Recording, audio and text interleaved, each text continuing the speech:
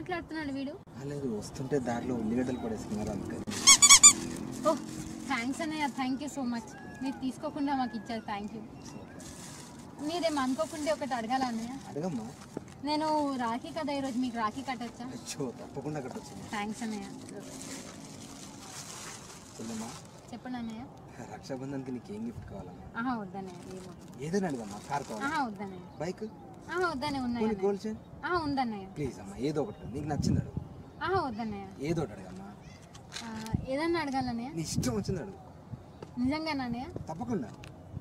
అయితే ఒకటి చెప్పండి అన్నయ్య, కట్టప్ప బాహుబలిని ఎందుకు చంపాడు?